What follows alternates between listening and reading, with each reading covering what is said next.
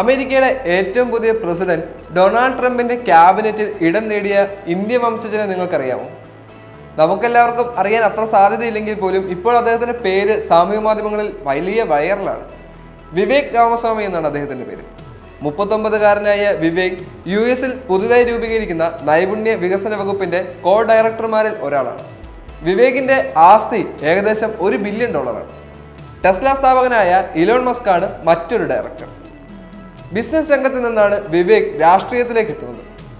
Biotech കമ്പനിയായ റോയ്വൻ science ആണ് വിവേകിന്റെ സമ്പത്തിന്റെ ഏറ്റവും വലിയ അല്ലെങ്കിൽ അദ്ദേഹത്തിന്റെ ഏറ്റവും വേണ്ടപ്പെട്ട ഉറവിടം എന്ന് പറയുന്നത്. ഇതിനു പുറമെ നിരവധി ടെക് കമ്പനികളും അദ്ദേഹം നിക്ഷേപം നടത്തിയിട്ടുണ്ട്.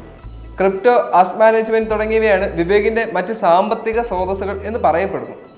അമേരിക്കയിലെ ഒരു നിയമസഭാ അംഗം എന്ന നിലയ്ക്ക് അദ്ദേഹത്തിന് ഇനിയും പണങ്ങൾ വാരിക്കൂട്ടാം. ഹോബ്സിന്റെ 40 വയസ്സിന് താഴെയുള്ള അതിസമ്പന്നരുടെ ലിസ്റ്റിൽ സ്ഥാനം പിടിച്ച വ്യക്തി കൂടിയാണ് വിവേക് രാമസ്വാമി. $1 ബില്യൺ അദ്ദേഹത്തിന്റെ ആസ്തി. 2014-ലാണ് അദ്ദേഹം റോയ്വൻ എന്ന ബയോടെക് കമ്പനി ആരംഭിക്കുന്നത്.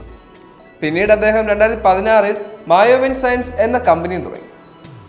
ആ വർഷത്തെ ബയോടെക് കമ്പനികളിലെ ഏറ്റവും വലിയ IPO മായോവെന്റിൻ്റെതായിരുന്നു. നസ്ഡാക്ക് ലിസ്റ്റിംഗിൽ കമ്പനി നേടിയത് ഏകദേശം $218 മില്യൺ.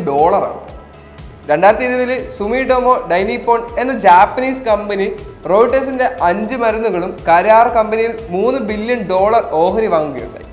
ഇതോടെയാണ് റോയ്വെന്റിന്റെയും രാമസ്വാമിയുടെയും ആസ്തിയിൽ വലിയ വർധനമുണ്ടായത്. നിലവിൽ ഈ കമ്പനിയുടെ 10% ഓഹരി സുമിടോമോ ഡൈനിപ്പോണിൻ്റെതാണ്. ഈ ഓഹരി ഇടപാടിലൂടെ $176 മില്യൺ ലാഭമാണ് വിവേകിനുണ്ടായത്. ഇപ്പോൾ അമേരിക്കയുടെ പ്രസിഡന്റ് പദവിയിലൊപ്പം തന്നെ അദ്ദേഹം നിലനിൽക്കുമ്പോൾ ഈ ഒരു ക്യാഷും അദ്ദേഹത്തിന്റെ സമ്പത്തിൽ വളരെയധികം സ്വാധീനം ചെലുത്തുന്നുണ്ട്.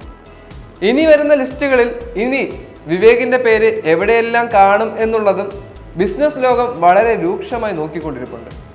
അമേരിക്ക സാമ്പത്തിക ശക്തികളുടെ കേന്ദ്രമായതുകൊണ്ട് തന്നെ വിവേക് ഇനി ആ കേന്ദ്രങ്ങളുടെ എല്ലാം അധിപനായി മാറുമെന്നാണ് ബിസിനസ് ലോകത്ത് എല്ലാവരും ഇപ്പോൾ പറയുന്നത്.